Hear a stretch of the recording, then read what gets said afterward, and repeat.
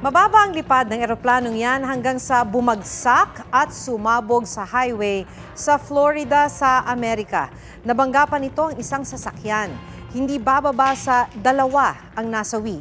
Ayon sa National Transportation Safety Board, galing Ohio ang private jet at palapag na sa paliparan ng magradyo ang piloto na pumapalya ang turbofan engines ng eroplano. Patay ang 7 aso sa Ronda, Cebu matapos umanong lasunin. Ayon kay Janet Bihag na isa sa may-ari ng mga aso, may nakamotorsiklong lalaki na tumawag sa mga aso at pinakain ng mga ito ng buto ng karne.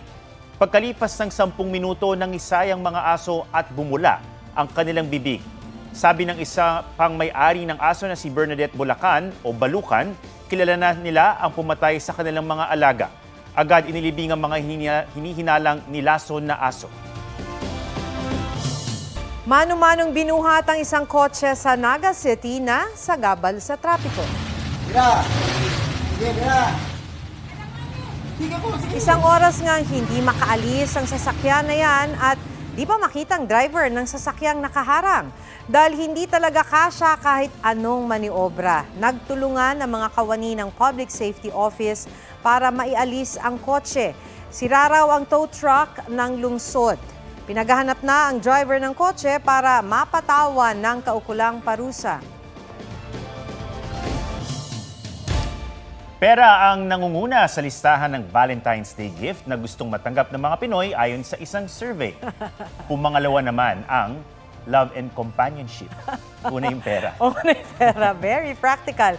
Ikatlong bulaklak na meron na rin ngayong version na pangmatagalan daw. Alamin sa report ni Katrina Son.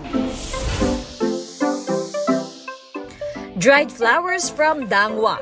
Nagtatagal daw kaya tiyak, sulit ang ipambibili. Simula nung pandemic, kasi nung di ma-dispose yung fresh, kaya ginawa nilang dried yung fresh.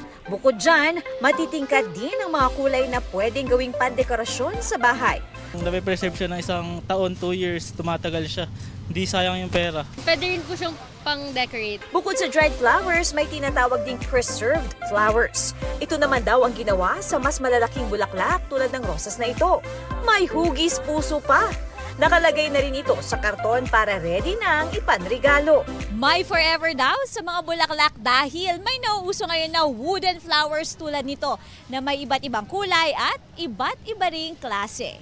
Mabili pa rin naman sa Dangwa ang mga fresh na bulaklak tulad ng mga rosas at sunflower. Bira lang yan sa isang taon na magbigay yung anak mo ng flowers. Kahit isang stick lang, masaya na ako dun. Pero ang ilan, imbes na bulaklak, cash na lang daw sana. Cash na lang. Kasi mas need. Kaysa sa flowers, sayang naman. Siyempre cash. Panggala.